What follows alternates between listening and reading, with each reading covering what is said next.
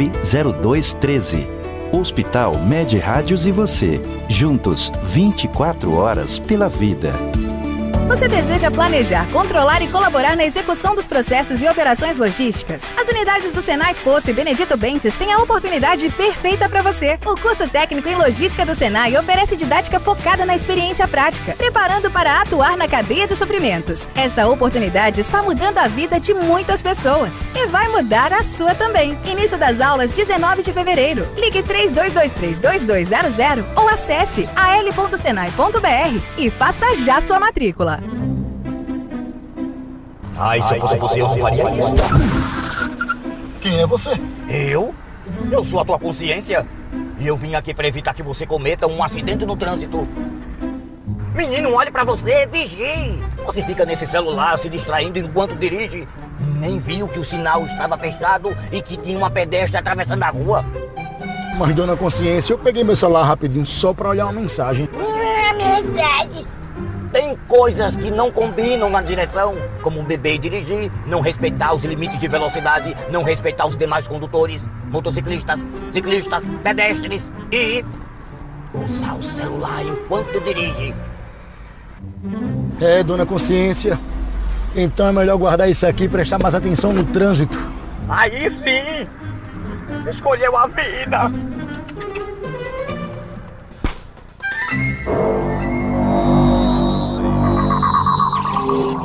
A maior rede de rádios do Brasil.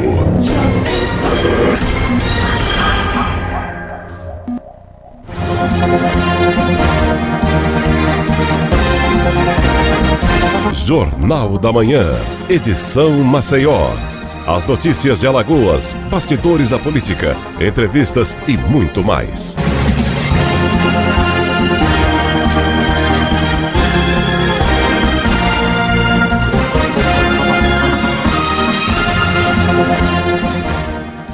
Olá, bom dia, estamos começando mais um Jornal da Manhã, nesta segunda-feira, dia 19 de fevereiro de 2024, são 6 horas e 1 minuto e estaremos juntos até as 8 horas da manhã.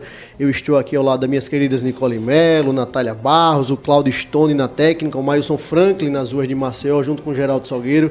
Bom dia, meninas, sejam muito bem-vindas nesse início de semana. Bom dia, João Mouzinho. Bom dia, querido ouvinte. Olha, João Mouzinho, são 7 horas e 2 minutos dessa segunda-feira. E olha, ouvinte, a gente preparou um programa incrível para você. Hoje está um dia maravilhoso para a gente começar ele muito bem informado. Bom dia, Nicole Melo. Como é que você está hoje? Bom dia, Natália Barros. Bom dia, João Mouzinho. E bom dia você, querido ouvinte, que está sintonizado aqui com a gente. Olha, ouvinte, espero que você tenha um final de semana de muito descanso, um final de semana muito proveitoso, que hoje é segunda-feira e a rotina volta ao normal. E vale lembrar a você que está sintonizado aqui em 100,7 que também estamos ao vivo através do nosso canal do YouTube. Então você vai lá no @Folha de Alagoas, clica no link disponível em nossos stories e assista ao nosso jornal com imagem, João. É isso aí. E hoje começou o ano, não é? Nicole, Natália. A gente já viu esse trânsito intenso na Fernandes Lima, para quem está descendo da parte alta aqui para a parte baixa da praia. A gente já vê as escolas funcionando, as faculdades. Parece que agora realmente o ano começou. A gente foi lá a impressão na quinta-feira passada, após a quarta-feira de cinzas, mas agora, esse dia 19, né? 19 de fevereiro, parece realmente que agora o ano começou e o pessoal já está pensando na Páscoa, né? Agora não tem mais para onde correr, João. A vida real tá aí batendo na porta. Quer dizer, já abriu a porta. Exatamente. Lá em Brasília, João, começaram os movimentos, né, com essa volta real dos trabalhos legislativos, tanto do Senado quanto da Câmara Federal. E alguns deputados já afirmam que vão romper os acordos firmados com o governo federal, já que as emendas até agora não foi derrubado o veto, não foi conversado sobre ela. Os deputados querem os 5,6 bilhões de emendas, João. Para além da questão das emendas, tem também, né, uma coisa que pega esse ano, que é a questão da verba, né, das eleições, o fundão partidário, esse fundão partidário de 5 bi.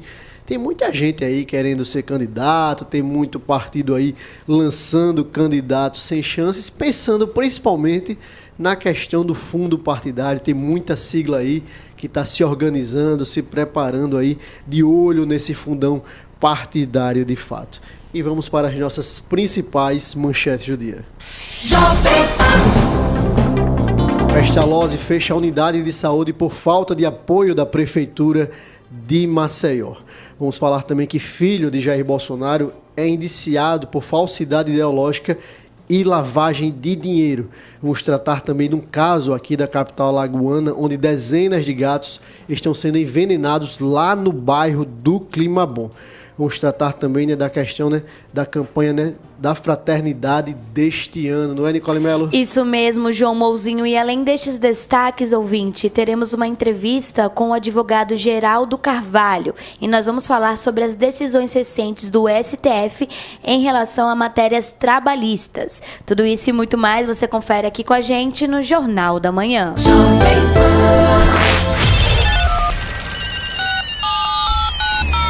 E olha, ouvinte, a sua participação aqui com a gente é muito importante. E você pode enviar a sua mensagem para o WhatsApp do Jornal da Manhã.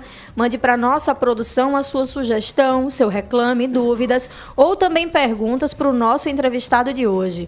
O número é o 991821742. Repete aí, Natália, por favor. 991821742, João.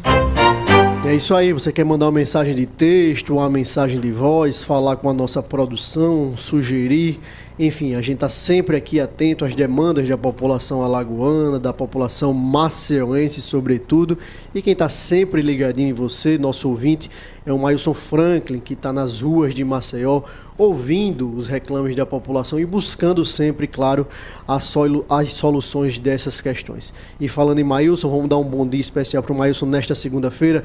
Bom dia, Mailson Franklin, onde você se encontra neste exato momento? Bom dia, João Mouzinho, bom dia, Nicole, bom dia, Natália, bom dia os ouvintes do programa Jornal da Manhã. Hoje é segunda-feira, dia 19 de fevereiro, o ano volta ao normal. Passou o carnaval, passou aquela semana, estamos na primeira semana útil, né? Após o carnaval, segunda-feira, trânsito pesadíssimo aqui na Avenida Fernandes Lima. Era esperado esse trânsito, né? Sentido centro de Maceió. Trânsito muito lento. Estou passando nesse exato momento aqui na frente do CEPA, sentido Tabuleiro. O trânsito também está lento, sentido Tabuleiro, nas proximidades aqui do CEPA. Você que vai subindo também a ladeira Geraldo Melo, né, no viaduto ali, né, também você vai pegar um engarrafamento por causa daquele semáforo ali em frente ao Banco do Brasil e à Unicompra. Era esperado esse trânsito segunda-feira, após o carnaval, todo mundo voltando à realidade, as escolas, né, as pessoas voltando também ao trabalho.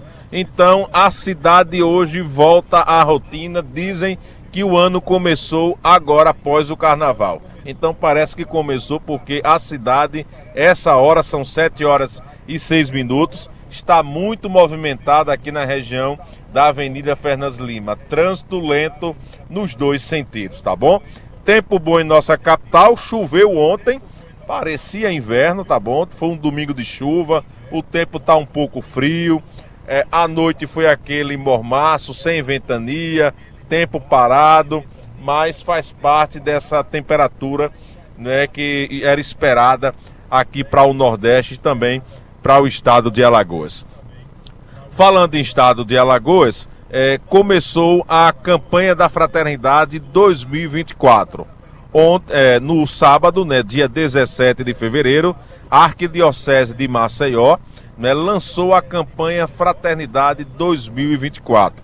A campanha que acontece todos os anos, após, né, o carnaval, iniciando a quaresma, e com um tema muito importante, e é uma época de conscientização, de reflexão. Eu estive na Catedral Metropolitana de Maceió, conversei com o secretário e ele falou da importância dessa campanha da fraternidade para esse ano. Vamos acompanhar a partir de agora.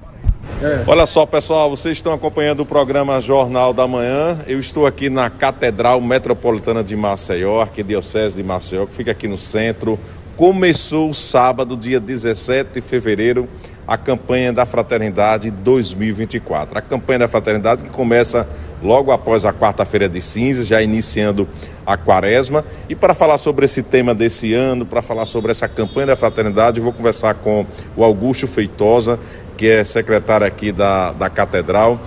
Augusto, bom dia. Explica para a gente como é que vai ser essa campanha desse ano, que tem um tema muito importante, né? Isso. A campanha da Fraternidade desse ano tem um tema importante no momento de polarização, né? Que é a fraternidade e a amizade social. E na Arquidiocese de Maceió a gente começa oficialmente hoje essa campanha, normalmente na quarta-feira de cinzas, aberta em todo o Brasil, mas por conta das atividades nas paróquias na quarta-feira de cinzas, a gente escolhe sempre uma data próxima para iniciar a campanha da Fraternidade. A gente começa hoje, sábado, aqui na Arquidiocese, com esse seminário, esse evento, com palestras, com missa, e que busca explicar um pouquinho, né, dar algumas sugestões de vivência da campanha da Fraternidade nas nossas comunidades, nas nossas paróquias. O que é que os católicos, os fiéis da Igreja Católica podem esperar dessa campanha? O que é que a Arquidiocese de Maceió vai passar para os católicos?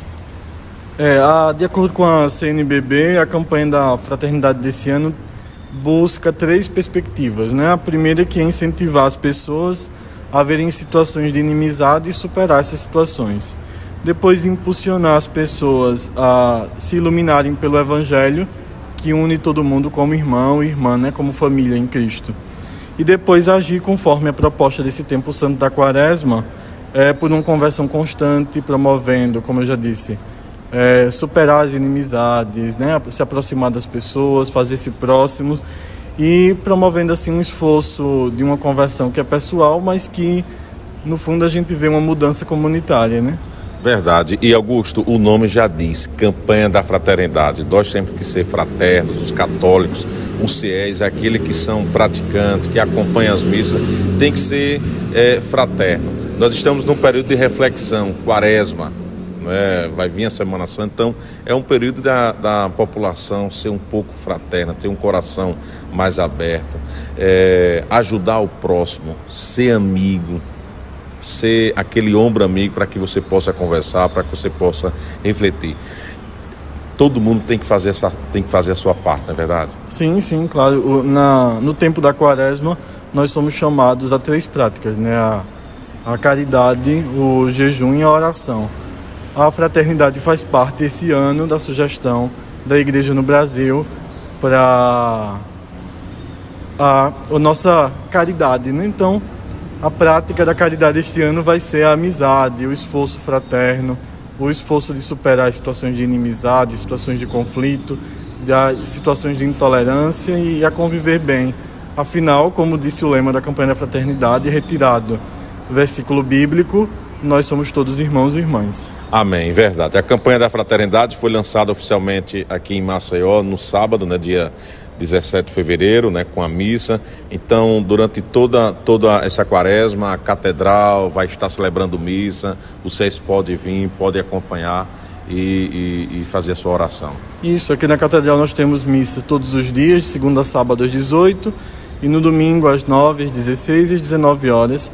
Mais à frente a gente vai divulgar também a programação da Semana Santa, domingo de Ramos, as celebrações do Tríduo Pascal e do domingo de Páscoa.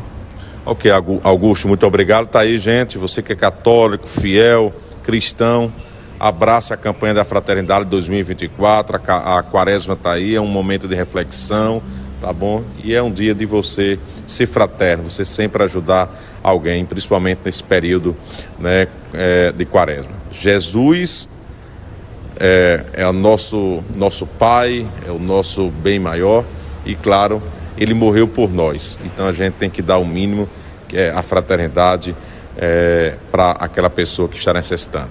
Eu sou Mailson Franklin, da Catedral Metropolitana de Maceió. Eu volto com vocês aí no estúdio do programa Jornal da Manhã, com vocês, João, Natália e Nicole.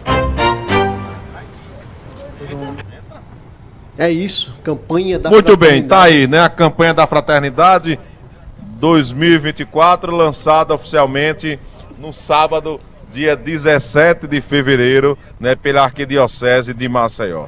Quaresma começou, é um período de reflexão, muita oração, porque Jesus, né, sofreu naquele período. Então é importante que a gente tenha essa reflexão.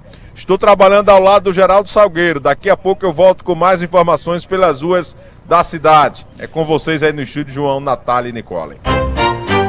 Obrigado, Maílson. Essa tradicional campanha, né, a campanha da fraternidade, que é uma campanha tradicionalíssima da Igreja Católica. E como o Maílson bem colocou, né, um período de reflexão, esse período de Quaresma. E vamos voltar aqui para a questão da pauta política. Nicole Melo, Natália Barros, a questão da Pestalozzi, né, a Pestalozzi, que é uma instituição, né, que está fechando, ao que parece, a sua unidade de saúde por falta de apoio da Prefeitura de Maceió. O que acontece ao longo dos anos, ao longo das décadas aqui em Maceió? O poder público, ele descentraliza as suas ações para contribuir em algumas áreas estratégicas, como a questão de crianças especiais, a questão de pessoas portadoras de deficiência. E o que isso vai criando? Isso vai criando algumas castas políticas em meio dessas aspas, dessas instituições. Tem sido assim ao longo dos anos. E essas pessoas têm se beneficiado politicamente dessa abertura dessas instituições que são fomentadas com muito dinheiro público e são criadas essas castas aí políticas que se beneficiam dessas estruturas que são bancadas pelo poder público, diga-se de passagem. Ou seja, na maioria das vezes, essas aspas, essas ajudas a essas pessoas são vindas, né, são oriundas de muitos recursos públicos. E quando essas pessoas deixam de ser amigas do rei, elas têm, né, a retaliação devida. E ao que parece, é o que vem acontecendo com a Pestalozzi, que historicamente é comandada pela ex-vereadora, né, Tereza Nelma, a Teca Nelma. Ou seja, são pessoas ali que, né, que romperam com o prefeito João Henrique Caldas e aí agora vem sofrendo essa retaliação, essa falta de repasse, né, de recursos públicos da Prefeitura de Maceió. Que bom seria que os poderes, né, os poderes municipal, estadual, federal, pudessem ter a musculatura devida de poder abarcar, né, com a sua competência da questão da saúde junto a essas pessoas que tanto necessitam e não pudessem, né, e não fosse criada essas castas, né, que ficam aí nessas entidades, aspas, para ajudar a população. Ou seja, é uma reflexão que a gente tem que fazer em relação a essas Pestalozzi, essas instituições, aspas, que beneficiam essas pessoas. Em contrapartida, a Prefeitura também deixa de exercer esse compromisso firmado junto a essas instituições. Ou seja, a gente tem que ver o ponto de vista, né, de vários lados, como manda a prática do bom jornalismo. Traz mais detalhes para a gente, Nicole Melo, sobre essa questão aí da Pestalozzi ter que fechar sua unidade de saúde. João, a Associação Pestalozzi aqui da capital divulgou em nota um comunicado sobre o fechamento da sua unidade no bairro do Farol a partir de hoje, João. O fechamento ele ocorre devido à falta de pagamento da Secretaria Municipal de Assistência Social, já que, segundo a presidente da associação, a Prefeitura de Maceió possui R$800 mil em atraso com a instituição social. E de acordo com Tereza Amaral, Nicole, a interrupção do serviço é por tempo indeterminado e deixará cerca de 60 famílias sem assistência. Vale destacar que esta unidade, conhecida como Centro-Dia, é a única unidade em Alagoas que presta um serviço de convivência e fortalecimento de vínculos direcionado para pessoas com deficiência em sua fase adulta, João. Assim, a gente tem que pesar, né, a questão dos dois lados e certamente quando você deixa de ser amigo do rei, você vai sofrer algumas retaliações.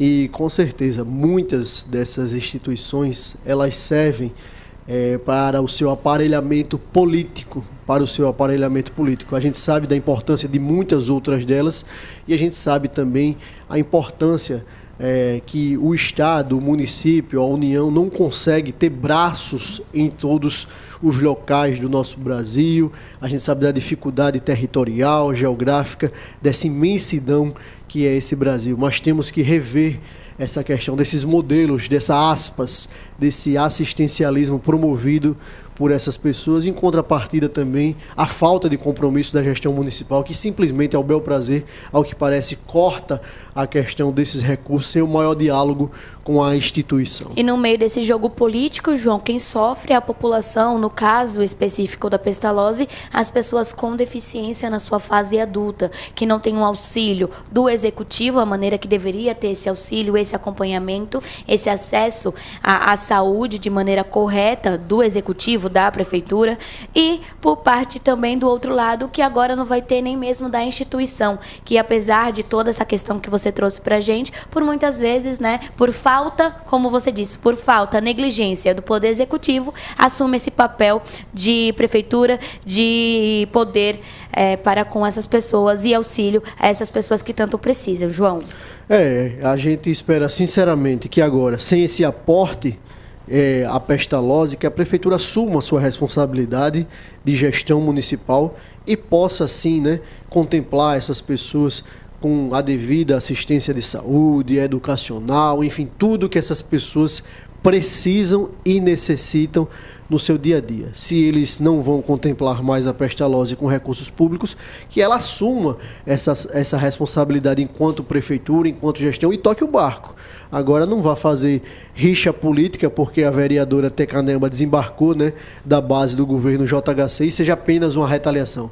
Que essa retaliação sirva agora para a prefeitura de Maceió, honre com seus compromissos com essas pessoas que tanto necessitam, né, que estão na pestalose, estão em outras associações, estão em outras ONGs, enfim, que prestam esse serviço, diga-se de passagem, com recursos públicos, ou seja criado aí um gabinete de crise para resolver essa situação o quanto antes. E a gente vamos agora dar uma palavrinha com o Mailson Franklin, direto das ruas de Maceió.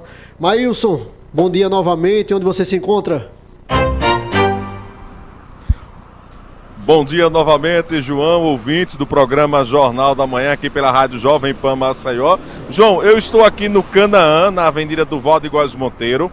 Ontem, a Prefeitura Municipal de Maceió retirou a passarela do Canaã, aquela antiga passarela do Canaã. Semana passada, há cerca de 2 semanas, eu estive aqui, né, conversando com algumas pessoas, informando que a Prefeitura iria tirar essa passarela para duplicação da Avenida do Valdo Góes Monteiro.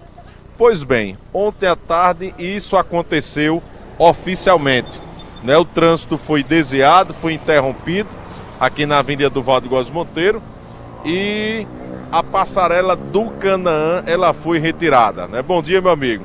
Qual foi a opção que foi colocada? A Prefeitura instalou 2 semáforos e 2 faixas de pedestres aqui na avenida. E eu estou aqui para saber se a população concorda. Bom dia, amigo, tudo bem? Tudo bem. Qual é o nome do senhor? Genival. Seu Genival, estamos ao vivo aqui no programa Jornal da Manhã. O senhor sempre passa por aqui? Mora aqui. Mora aqui no Canaã. O senhor concordou com a retirada da passarela? Não concordei não. Não concordou? Não. Por quê? Porque aí a gente passa tranquilo, né? E aqui era mais segurança. Mais segurança. Trombada, né? Mesmo com a faixa de pedestres aqui, mesmo com o semáforo... Porque não respeita não, aquele lá de baixo ali, aquele ali do Ibama. Os caras passam direto, com moto, carro, tudo. Você tá esperando, quando ele parte, você... É complicado, é perigoso. É complicado, e aqui vai descendo, né? Descendo.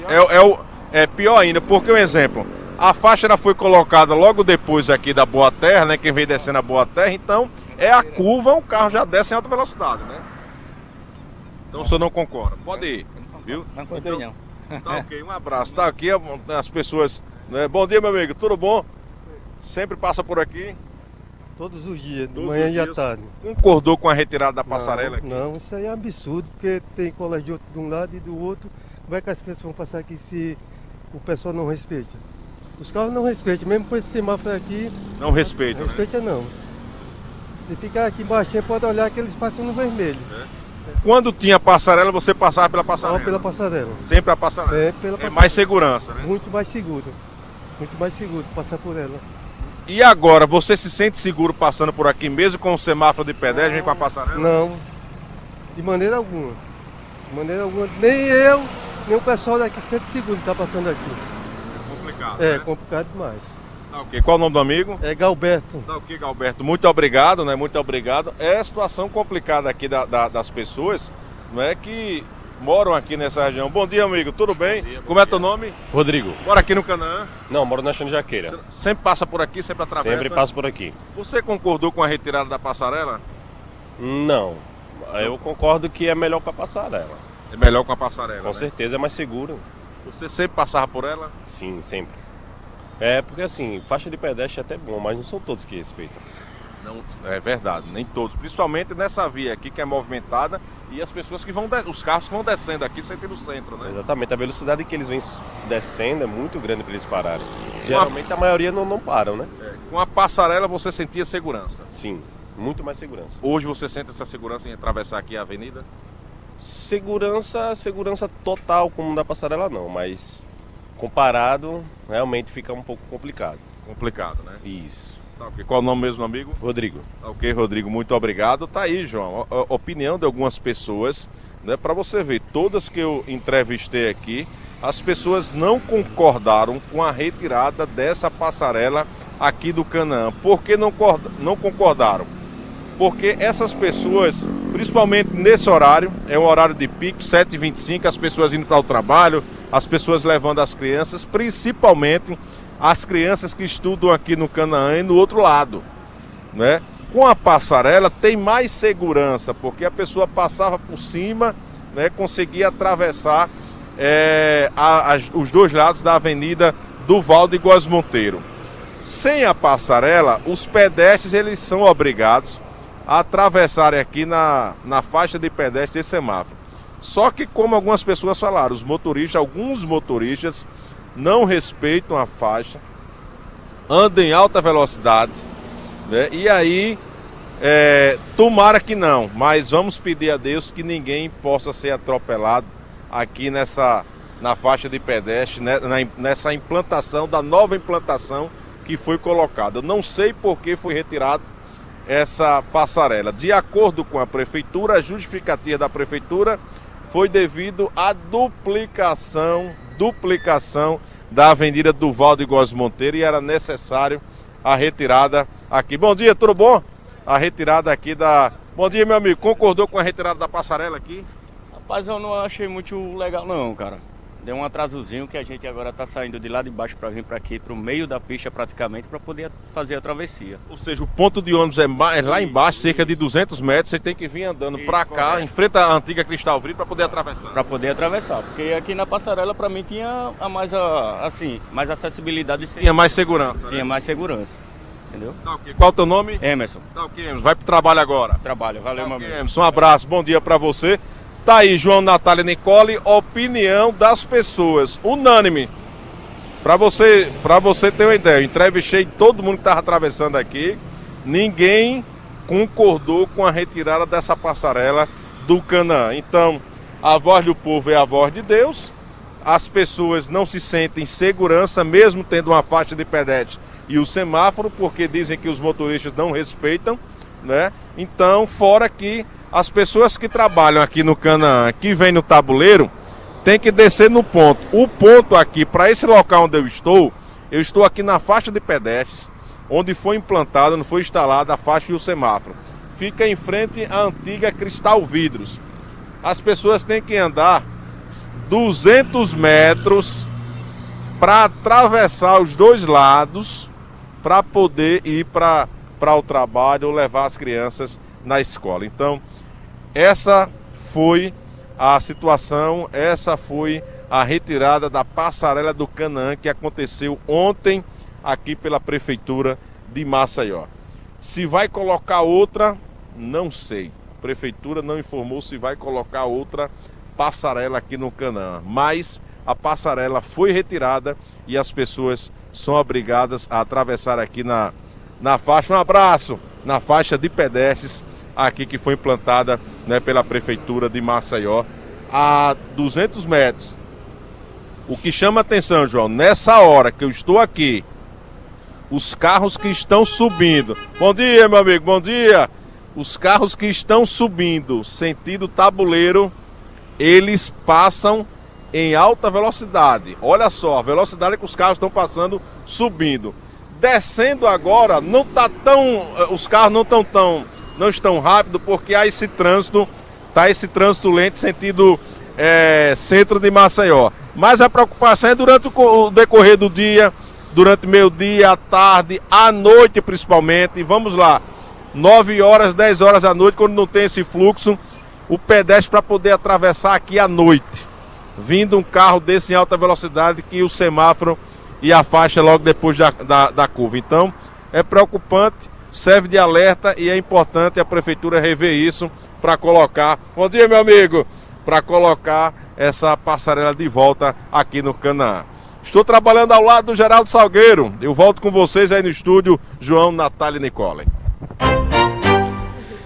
Tá aí o reclame da população maceioense em relação a essa questão, né, aí no Canaã, não é, Nicole? Essa questão da passarela que foi removida pela Prefeitura de Maceió, sem qualquer tipo de diálogo em relação à população maceioense. É estranho quando a Câmara de Vereadores, os vereadores que dizem, né, ser a voz, né, ser a caixa de ressonância da sociedade, não conseguir dialogar com essa população, não trazer essa propositura para um debate público. Ou seja, simplesmente retira, tal, não escuta a população, não é feito um estudo técnico, saber quantas milhares de pessoas serão impactadas diretamente sem isso daí, colocam simplesmente um semáforo, como o Maílson muito bem colocou, que principalmente ali do outro lado da faixa, ali quem vem descendo, sentido parte baixa da cidade, é uma pista ali de alta velocidade, é uma descida ali, realmente vai criar muitos transtornos, muitos transtornos. Não precisa ter bola de cristal para saber, para entender disso daí, mas infelizmente os gestores, as pessoas que fazem a gestão municipal parece que estão apenas nos seus gabinetes, não entendem como funciona a lógica da cidade, né, de Maceió, que tem um trânsito caótico, uma questão de mobilidade urbana que realmente chama muita atenção pela sua precariedade, pela sua falta de estrutura no seu dia a dia, no seu cotidiano, e mais essa polêmica em relação ao Canaã, aí, essa passarela que foi removida. O ideal seria que nós tivéssemos 200, 300, 1 milhão de passarelas para trazer mais segurança para a nossa população maceioense, principalmente ali na Avenida Fernandes Lima, na Duval de Góes Monteiro, principalmente devido a esse trânsito caótico, né? Quanto menos semáforos, menos semáforos, seria melhor para a fluidez do nosso trânsito. Mas enfim, temos engenheiros, né? Temos intelectuais dos trânsitos, essas pessoas que conhecem muito bem como funciona a nossa realidade, espero que eles estejam fazendo um bom serviço. Mas, infelizmente, o que tem sido feito até aqui não é aprovado por boa parte da população maceioense. E falando em parte alta da cidade, Nicole, Natália, querido ouvinte, o que a gente tem recebido ao longo, né, das últimas semanas, dos últimos dias, é um caso de polícia em relação ao Clima Bom. Tem uma rua ali no Clima Bom, né, que tem sido alvo, né, de uma verdadeira matança dos felinos, né, de muitos gatos envenenados. Isso tem sido recorrentemente denunciado através do jornal da Folha de Alagoas, aqui no Jornal da Manhã. A gente tem recebido o nosso direct no Instagram, no nosso e-mail, nas nossas redes sociais, essa questão dessa matança desses gatos. A gente sabe que nós temos uma delegacia especializada, né, que traz essa questão da investigação em relação a essa matança. Eu acredito que já foi feito denúncias em relação a esses casos, pelo menos alguns boletins de ocorrência já aconteceram em relação a isso. Traz mais detalhes, Natália Barros, sobre esse caso, né? Esses crimes que estão ocorrendo ali na parte alta do Clima Bom. Pois é, João. Agora, né, especificamente essa reclamação, ela vem da rua Travessa Padre Cícero, lá no bairro do Clima Bom, como você bem falou. Os moradores estão em estado de alerta porque diversos gatos, João, ali na região estão sendo envenenados e, claro, a sua imensa maioria vem a óbito, né? Segundo relatos, Essa crueldade contra os animais vem crescendo nas últimas semanas. São dezenas de gatos sendo encontrados mortos após terem sido envenenados. E o aumento, né, da população de gatos, segundo a vizinhança, é resultado do abandono destes animais, João, que sem ter para onde ir, eles se reúnem e acabam gerando incômodo para alguns moradores que, por maldade, Natália, acabam envenenando estes animais, que é um problema que, além de saúde pública, né, João, que precisa ser corrigido pelos órgãos competentes, também é caso de polícia. Por exemplo, no ano passado, em dezembro, a Delegacia dos Crimes Ambientais e Proteção aos Animais instaurou uma investigação para investigar os envenenamentos dos gatos na cidade universitária.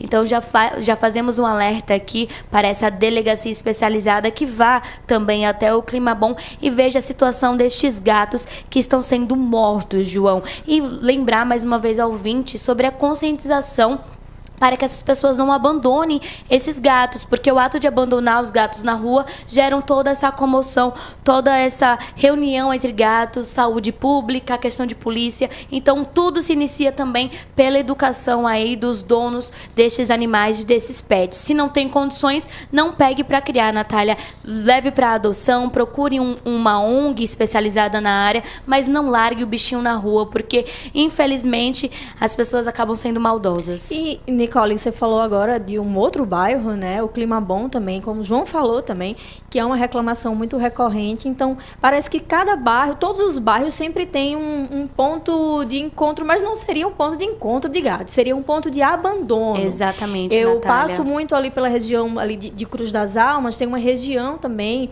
que é como uma praça e ela é cheia de gatos. Fica até bonitinho, um monte de gato ali na praça, mas também tem muita reclamação dos moradores e também tem essa questão do envenenamento, porque nem todo mundo tem consciência, nem todo mundo gosta dos animais e acaba cometendo esse crime, porque é um crime e não tem nada, não tem como ser resolvido se um órgão competente ele não chega junto também da população. Ou né? pelo menos, João, realize uma castração gratuita, massiva nesses bairros que estão sofrendo assim, vão diminuir a quantidade da população de felinos naquela região, sabendo que se você larga um gato, ele não é castrado, obviamente ele vem se reproduzir e aumenta essa população. E claro, gato mia, gato não tem essa noção de propriedade, então entra na casa dos vizinhos e acaba acontecendo esse crime. Então tudo se inicia com educação e, claro, cobrando os órgãos competentes aqui da capital alagoana, João. Tem um serviço de zoonoses que deve atuar nesse caso aí no Climabom, aqui na Cruz das Almas e também em outros bairros de Maceió. Essa superpopulação de gatos que está aqui em Maceió, mas lembrando, você que envenena gato, você que maltrata gato, que maltrata qualquer animal, que envenena qualquer animal, você está cometendo um crime e você pode estar sendo investigado pela Polícia Civil por isso. Já existem aí denúncias formais, já existem boletins de ocorrência neste sentido, na parte alta da cidade, e é bom que vocês que estão cometendo esse tipo de crime, esse tipo de delito, pare o quanto antes. Se tem uma superpopulação de gatos, de felinos nessa região, procure os órgãos competentes do município, o serviço de zoonose, para ser feita uma campanha nesta localidade. A gente não pode, com um erro, cobrir o outro erro. Ou seja, não é matando os gatos, não é envenenando esses animais, não é maltratando esses animais que eles vão deixar de existir. Ou seja, está dado o recado para o poder público, para a população que anda cometendo esses atos, esses crimes, porque quem maltrata, quem mata um animal, sinceramente, é capaz de fazer qualquer outra coisa. A gente sabe que esses animais, é como a Nicole disse, eles não respeitam o espaço, a questão de territorialidade de casas, eles urinam, eles defecam, enfim, tem uma série de problemáticas, questão de saúde pública, ou seja, é um problema de gestão. E falando, João Mozinho, sobre saúde e gestão, a Secretaria de Estado de Alagoas, Natália, voltou a alertar a população sobre as medidas preventivas contra a dengue, João. Isso devido ao aumento do volume de chuvas registrados nestes últimos dias aqui no estado. Já que vale lembrar ao nosso ouvinte que esse cenário meteorológico representa um momento propício para a proliferação dos mosquitos de Aedes aegypti, né, que é o transmissor da doença, que se reproduz em locais com água água limpa e parada. Então, claramente, aumenta devido ao período chuvoso, Natália. Em janeiro desse ano, Nicole, Alagoas registrou uma diminuição no número de casos prováveis de dengue em comparação ao ano de 2023. Porém, o alerta continua, ouvinte. Os dados mostram a mesma tendência de redução verificada em todo o ano passado, quando foram registrados 4.287 casos de dengue confirmados contra 33.609 em 2022. É isso. E voltando aqui para a questão da pauta política, Nicole, Natália, querido ouvinte, quem foi indiciado, né, por falsidade ideológica e lavagem de dinheiro foi o filho, né, do ex-presidente da República, o Jair Renan. Traz mais detalhes para a gente, Natália Barros, sobre esse indiciamento do filho do ex-presidente da República. João, pois é. A Polícia Civil do Distrito Federal indiciou Jair Renan Bolsonaro, né, filho do ex-presidente Jair Bolsonaro, por lavagem de dinheiro, falsidade ideológica e uso de documento falso. Jair Renan foi investigado por supostamente utilizar um documento com informações falsas de sua empresa de eventos para obter um empréstimo bancário que não foi pago. A principal suspeita da polícia no inquérito é a falsificação de 4 relações de faturamento de sua empresa RB Eventos e Mídia. Conforme a investigação, ouvinte, a fraude foi realizada para inflar a receita fictícia da empresa de 4,6 milhões de reais entre 2021 e 2022. Com isso, os empréstimos eram aprovados. Vale relembrar, ouvinte, que em agosto do ano passado, Renan foi alvo de uma operação da Polícia Civil lá do Distrito Federal que apura esse mega esquema de fraudes apontados pela Delegacia de Repressão a Crimes Tributários, lá do Departamento de Combate à Corrupção, também do Distrito Federal. O principal alvo da investigação é Maciel Alves de Carvalho, que é instrutor de tiro de Jair Renan. Segundo a polícia, João, não há dúvidas de que os documentos apresentados aos bancos eram falsos, com os números, né, fictícios de lucro. Na operação do ano passado, o parceiro Maciel Alves de Carvalho foi preso, mas foi solto na semana passada, ouvinte. Calote, né, Nicole, Natália, calote, né, calote bancário aí do calote, filho do... calote, é golpe, é acusação, é indiciamento, eita, família. É muita coisa essa família, né, agora esse filho, o mais jovem aí, né, um dos mais jovens aí em relação ao presidente, né, ao ex-presidente da República, Jair Messias Bolsonaro, dando calote, né, em instituições bancárias, coisa feia, né, coisa feia. Nessa altura do campeonato, um camarada tão conhecido, filho do ex-presidente da República, né? E como é ruim, né? Citar uma pessoa em nome de outra pessoa. A gente sabe que muitas das vezes, né, o pai, a mãe cria tão bem o cidadão, né, com tanto zelo, com tanto carinho, com tanta educação, e o camarada faz esse tipo de coisa, né? É muito ruim a gente ligar as pessoas em relação ao que elas fazem de negativo. Ontem, por exemplo, a Rede Globo de televisão, através do programa Fantástico, trouxe uma denúncia gravíssima contra, infelizmente, fazer essa referência entre o ex-atleta do Flamengo, Leonardo Moura, ex-lateral direito do Flamengo, a irmã dele, né, fazendo golpes no período carnavalesco, vendendo pulseiras falsas ali, golpes que ultrapassam ali 70, 80, 100 mil reais. E como é ruim a gente fazer referência a uma pessoa, a um criminoso, pela condição de uma pessoa, né, tipo, é um ex-atleta, é um ex-presidente da República, é um filho que exerce tal função, é um pai que exerce tal função, é uma mãe que exerce tal função, mas infelizmente essa é uma forma de linkar, né, essas pessoas. Mas é algo realmente lamentável em relação à nossa sociedade. A gente vai para o intervalo rapidinho no S. Nicole Mello e a gente volta já já. É isso mesmo, ouvinte, você não sai daí que na volta do nosso intervalo comercial teremos uma entrevista com o advogado Geraldo Carvalho, e ele que vai falar com a gente um pouco sobre as decisões recentes do STF em relação à matéria trabalhista. Não sai daí que nós voltamos daqui a pouco.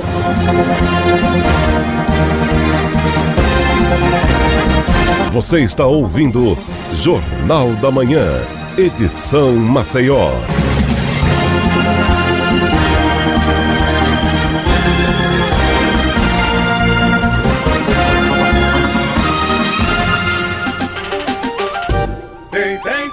tem governo trabalhando, em todo canto tá chegando. Tem novo CISP em Maceió. BOP, polícia e bombeiros trabalhando integrados no mesmo lugar. Mais infraestrutura e tecnologia pra levar mais segurança pra você. E tem creche cria pronta pra funcionar na Grota do Cigano. É a primeira creche do Brasil construída e administrada pelo Estado. Agora eu vou poder trabalhar tranquilo. Governo de Alagoas.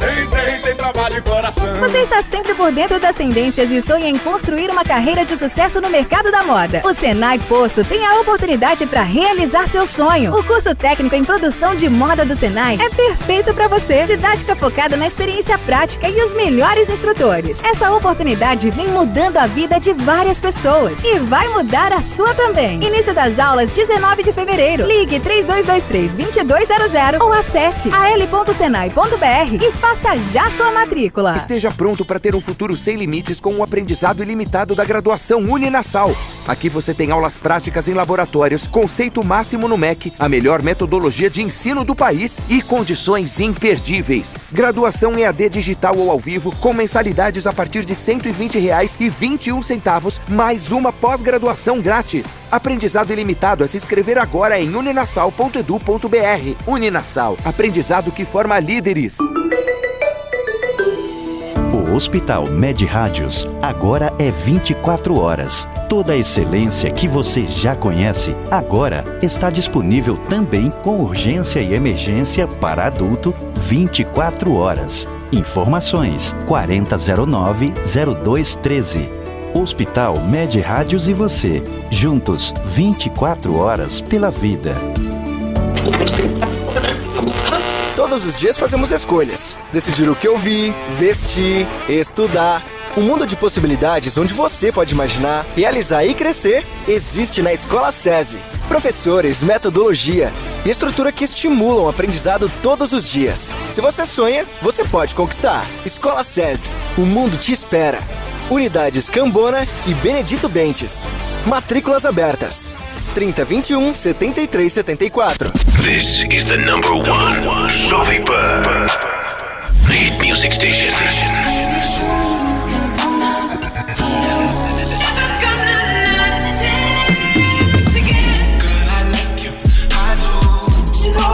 The same as it was. We were good, we were gold. All the problem is me. Memories follow me left and right. I can feel. Esta. Brazil's number one hit music station. É a Jovem Pan. Jovem Pan.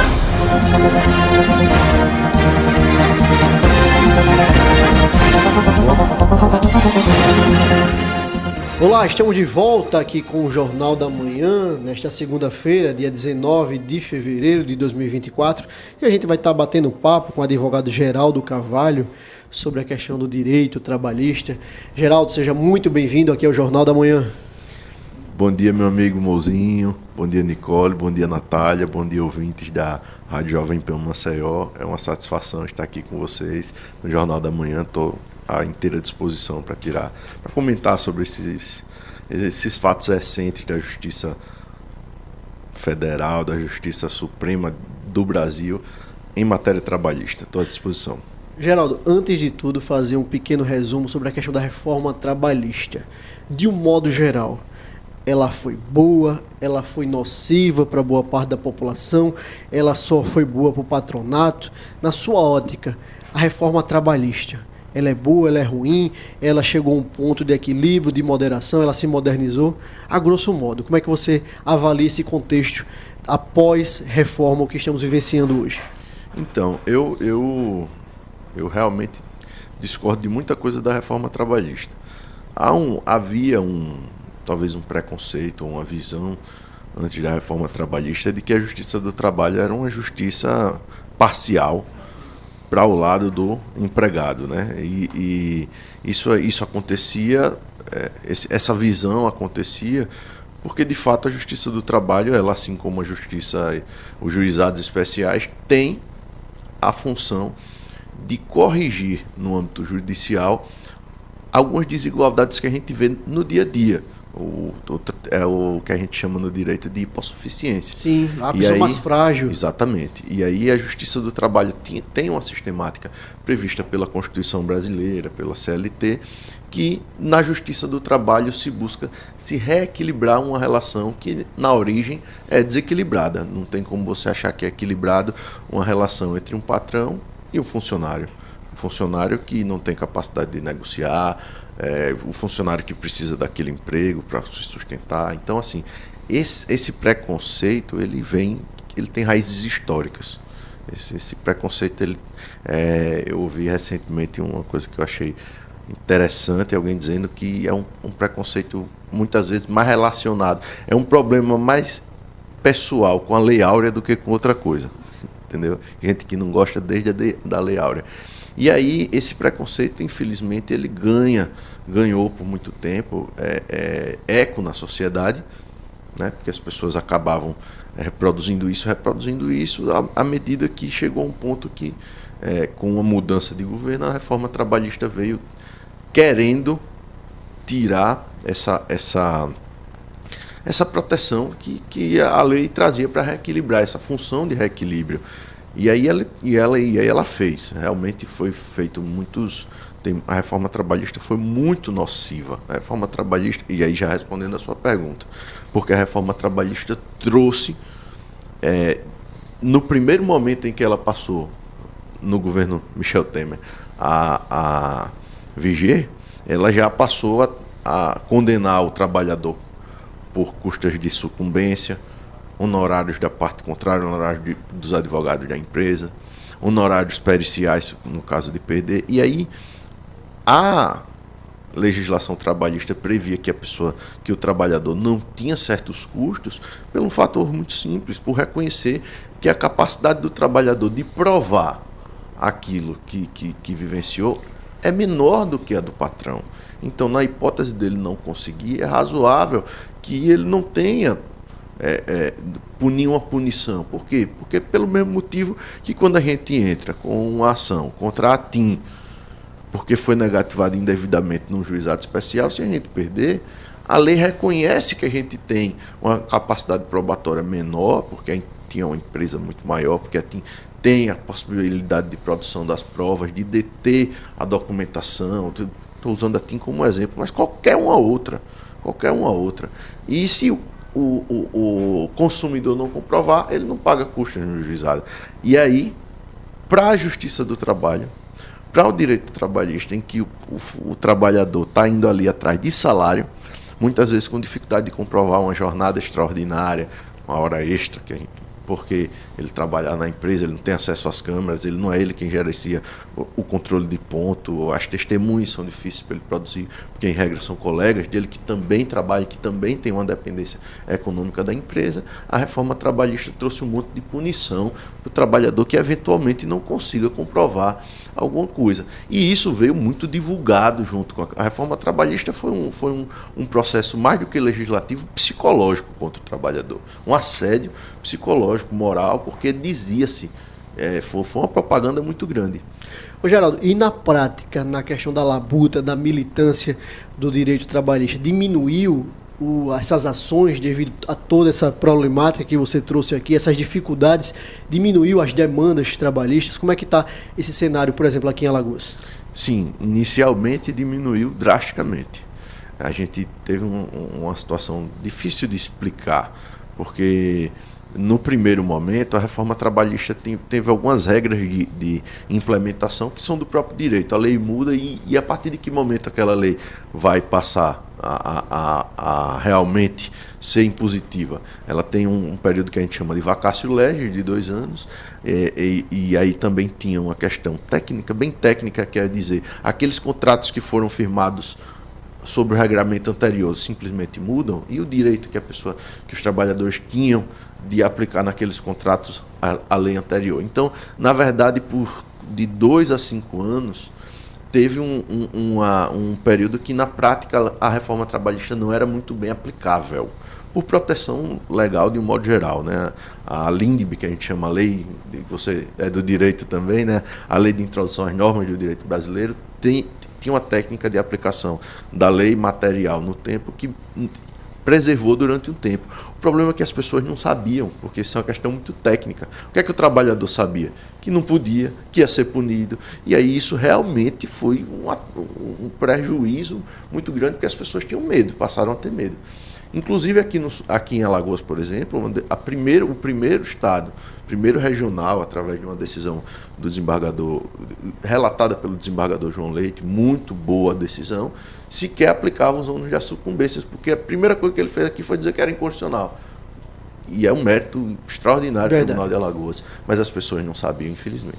Natália Barros. Uma das questões da reforma trabalhista foi a chamada pejotização, né? E aí queria que você explicasse um pouquinho o que é essa coisa da pejotização para o pessoal, para o nosso ouvinte entender, mas que ela está no fogo cruzado, né, no centro da discussão entre o STF e a Justiça do Trabalho. E, assim, qual é o impacto dessa coisa da pejotização? Quais são as mudanças significativas a partir do momento em que é autorizado, né, que o trabalhador ele pode se utilizar como pessoa jurídica no lugar de ser CLT? Então, é muito pertinente esse questionamento. A pejotização, ela ocorre quando uma empresa, precisando de um trabalhador, ela exige que esse trabalhador, ao invés de lhe apresentar a sua carteira de trabalho para que seja assinada, ele apresente uma pessoa jurídica, ele constitua uma pessoa jurídica para que a empresa contrate não com um trabalhador, pessoa física, mas com uma empresa, estabelecer uma relação de empresas.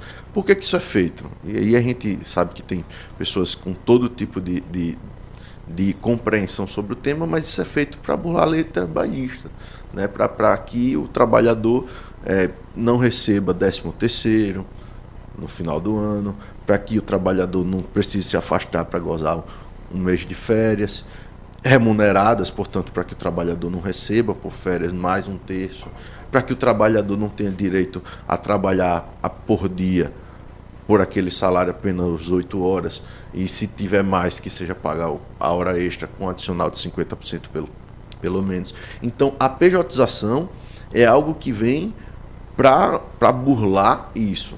Eu não estou dizendo, e não quero dizer aqui, que não haja empresas prestadoras de serviço que estabelecem, às vezes, empresas unipessoais.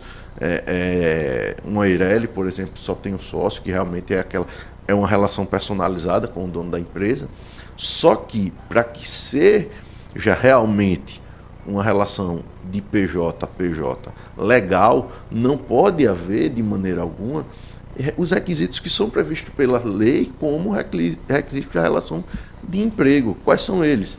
A habitualidade, ou seja, aquela relação habitual, não eventual, todos os dias, ou, conforme foi estabelecido pela jurisprudência, pelo menos mais de 3 vezes por semana, que é o que diferencia, por exemplo, o diarista da empregada doméstica. A gente tem esse exemplo muito, muito explícito, que a pessoa receba ordens, que haja uma hierarquia, uma subordinação. Então, subordinação o autônomo, ele tem a capacidade de gerenciar a sua relação. Se realmente é uma empresa com a outra empresa, ele precisa prestar aquele serviço para a empresa tomadora, mas não é a tomadora que vai dizer quando vai ser, de que forma vai ser, que período vai estar disponível, quem vai ser. Então, é mais uma relação de prestação de serviços do que empresa e empregado, propriamente dita, né? Exatamente. E a pejotização, ela surge muito conhecidamente na Justiça do Trabalho como um elemento de fraudar isto. A pessoa tem habitualidade, a pessoa tem onerosidade, porque depende economicamente daquela relação, a pessoa tem subordinação, a pessoa tem pessoalidade, não pode se fazer substituir, e se é uma pessoa jurídica, você pode mandar uma outra pessoa, mandar uma outra situação, tem tudo isso, mas porque apenas num papel, em vez de um contrato de emprego numa carteira de trabalho, foi feito um outro documento. Então, a Justiça do Trabalho tem a competência material, e aí vai uma questão muito sensível, porque isso tem sido atacado recentemente pelo Supremo Tribunal Federal. A Justiça do Trabalho ela tem, desde a Emenda Constitucional 45, 2007, houve um aperfeiçoamento que disse: a Justiça do Trabalho trata das relações de emprego, mas tratam também das relações de trabalho todas, ainda que não seja seletista, porque daí ela traz para a justiça especializada e capaz, experiente, que conhece da matéria, a capacidade de julgar quando essas relações de emprego são fraudadas, porque aí já fica por lá mesmo. E, Geraldo, aproveitando esse tema de STF, né, durante essa semana o Supremo Tribunal Federal vai definir regras gerais sobre o setor trabalhista por aplicativo, né? Aqueles entregadores de iFood, de Uber. Como você vê essa questão, a questão destes trabalhadores, e qual é a tendência dessa iminência da decisão do Supremo? Natália, desculpe, Nicole, eu queria falar uma coisa assim importantíssima, você tocar nesse tema. E eu vou, antes de responder objetivamente sua pergunta, eu vou falar sobre uma tristeza que eu tive recentemente, até pela mídia local aqui em Alagoas.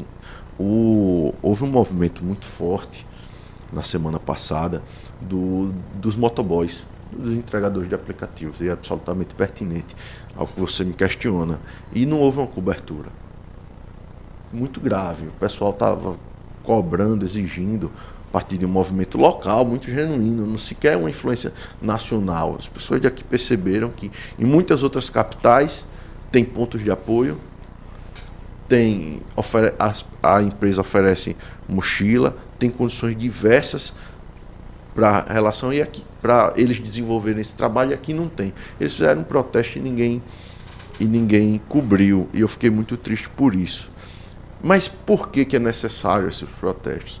Porque essa categoria é uma categoria profissional que trabalha de domingo a domingo, que trabalha 12, 13, 14 horas por dia, que trabalha com uma situação assim perigosa, motoboy, bicicleta, com aquelas caixas nas costas, andando pelos trânsitos caóticos da cidade, não recebe nenhum adicional de periculosidade, não tem uma carteira de trabalho assinada, não tem, portanto, uma previdência social, se sofrer um acidente não recebe um auxílio-doença, se falecer não deixa uma pensão por morte para os filhos, se acontecer um acidente não tem direito a uma indenização por parte da Uber ou do iFood, dessas empresas de aplicativos, que são empresas que têm muita grana. Então perceba, são trabalhadores que todos os dias prestam serviço, que infelizmente não tem, sob nenhuma justificativa que não seja apenas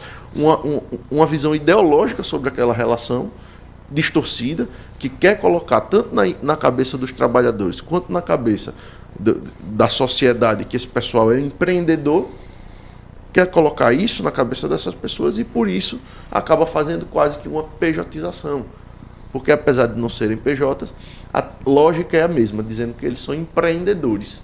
Que pode fazer seu próprio horário, que podem fazer seu trabalhar próprio horário. como bem entender. E não tem, como ele diz, nem mesmo a pejotização, que poderia, por exemplo, trazer uma previdência privada ou algo parecido, um investimento para sua aposentadoria, um auxílio, um seguro que poderia vir também. Dessa maneira, eles não têm nenhum suporte da empresa, e como o Geraldo trouxe para a gente, ficam à mercê, João Mozinho, da sorte. É isso aí.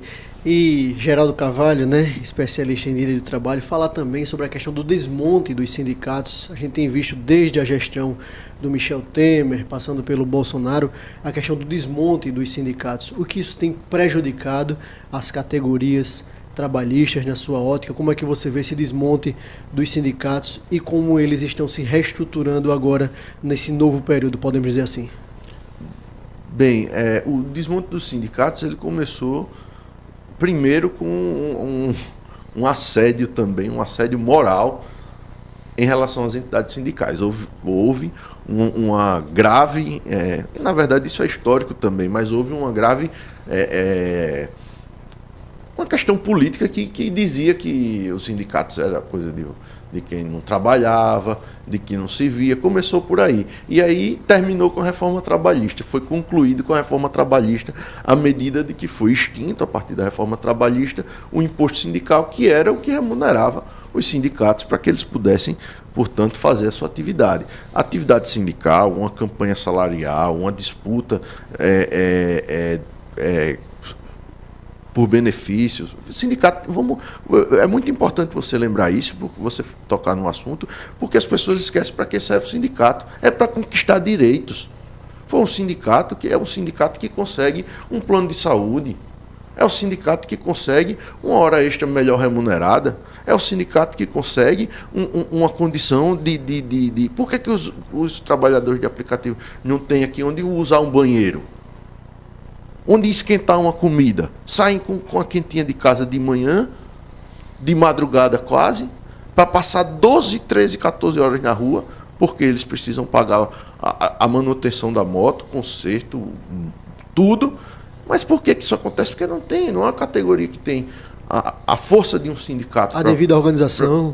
Exatamente. Para cobrar. E aí o que acontece? Quando você tira o custeio da entidade sindical, quem é que vai custear? Se o próprio trabalhador, que era o que acontecia. O imposto sindical era que o trabalhador dava um dia do seu trabalho por ano. Por ano. Um dia do seu trabalho para direcionando à entidade sindical, e aquilo ali dava uma estrutura financeira para o sindicato fazer campanha salarial, brigar, fiscalizar o cumprimento de normas trabalhistas. Fomentar as lutas. Fomentar as lutas pelo trabalhador, históricas, que sempre foi assim, é assim que a gente avançou até aqui. E aí, tirando essa remuneração, esse custeio sindical, patrão não dá dinheiro para sindicato. Se der, não é bem intencionado. O Estado não dá. E se der, não está correto, porque aparelha, tira a liberdade, porque muitas vezes o sindicato precisa questionar a atuação do Estado. Entendeu? E aí, neste ponto, Mozinho, esse novo momento que você mencionou é um momento que a gente pode ver de uma maneira mais positiva, porque neste ponto, recentemente, teve uma decisão do Supremo Tribunal Federal, e eu quero dizer neste ponto, porque nos outros pontos o STF tem vacilado muito, mas na última decisão do Supremo sobre a matéria, ele trouxe uma nova alternativa de financiamento sindical, que é a contribuição assistencial. E a forma que o STF estabeleceu para que o sindicato possa fazer essa cobrança facilita, ajuda, porque não resolve, né? Não é a mesma coisa, contribuição sindical assistencial e imposto sindical são coisas diferentes, né? O imposto é obrigatório, como todos os impostos, mas a contribuição assistencial ela é algo que o sindicato pode cobrar, está autorizado pela última decisão, inclusive foi uma decisão já foi chancelada pelo STF como um todo, não é mais uma decisão unipessoal, não é mais uma decisão monocrática, como as outras que ainda estão pendentes, mas agora o sindicato tem a capacidade, a possibilidade de cobrar, e apesar de não ser obrigatório, ele vai cobrar, se o trabalhador não for expressamente apresentar uma solicitação de que não seja cobrado. E aí a gente sabe que um sindicato que faz uma atuação bem feita, ela vai acabar sendo reconhecida, e quando o trabalhador tiver benefícios, ele vai... é muito mais fácil dele não ir retirar. E aí eu acredito que nesse momento, muito em breve, a gente vai ter consequências positivas para os trabalhadores, porque os sindicatos, a partir do momento que passarem a se recuperar financeiramente, certamente passarão também a atuar de uma maneira mais ostensiva na fiscalização, na defesa, na avaliação das decisões, na cobrança de... O sindicato é um dos institutos mais lindos que existe, sabe, amigo? E assim, por exemplo, o sindicato pode emitir uma CAT, uma comunicação de acidente de trabalho que a empresa não emitiu, se negou. E melhor do que muita gente, porque conhece daquela atividade, tem contato com outros empregados, pode investigar aquele acidente, e aquilo ali muitas vezes vai dizer do resto da vida do trabalhador. É isso aí. Se aquilo ali incapacitou o trabalhador, vai dizer se ele vai conseguir comer para o resto da vida. Se a empresa vai se responsabilizar por aquele trabalhador. Então, percebamos a importância. E aí, neste ponto, eu acho que a notícia boa que a gente tem é essa. E eu tenho tentado fazer aqui em Maceió, aqui em Alagoas, um trabalho de recuperação do moral mesmo, da honra, da dignidade dessa entidade, e a sua pergunta contribui muito com isso. Geraldo, quero agradecer demais a sua participação aqui no Jornal da Manhã e convidá-lo publicamente para que possa estar aqui em outras oportunidades, tratando dessas e de outras temáticas tão importantes para a nossa sociedade, e deixa aqui um espaço para suas breves considerações finais.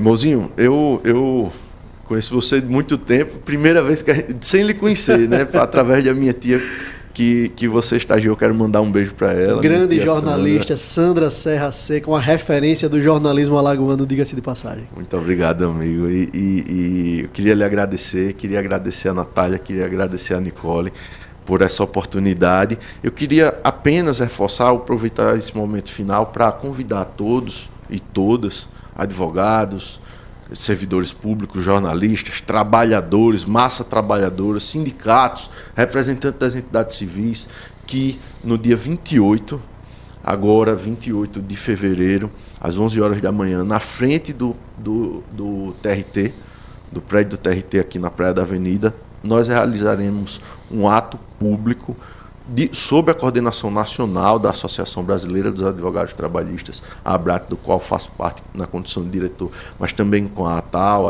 a Associação da Advocacia Trabalhista, a OAB e tantos outros sindicatos, em defesa da competência material da Justiça do Trabalho, porque sobre isso que a gente conversou aqui, que o STF tem atacado essa competência material, querendo jogar tudo para a Justiça Estadual, e isso é inaceitável.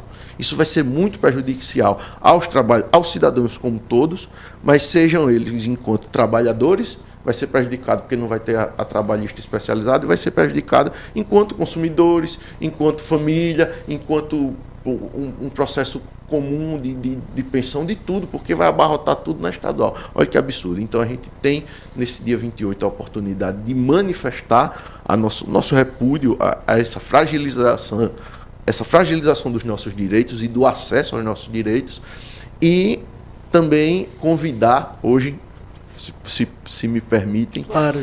Hoje a gente tem um projeto muito bacana, que é o podcast Café Trabalhista, e hoje eu vou estar recebendo no Café Trabalhista a vice-presidente da OAB, doutora Natália França, e quem estiver disponível, segue nas redes sociais, Café Trabalhista Podcast, e a gente vai conversar também sobre essas coisas. O convite está feito e a gente vai estar de olho. Muito obrigado às minhas companheiras aqui de bancada, Nicole Melo, Natália Barros, o Cláudio Stone na técnica, o Mailson Franklin, direto das ruas de Maceió, sempre com o Geraldo Salgueiro. Muito obrigado a todos vocês e até amanhã, até terça-feira, se Deus quiser. Tchau, tchau, ouvinte. Até amanhã.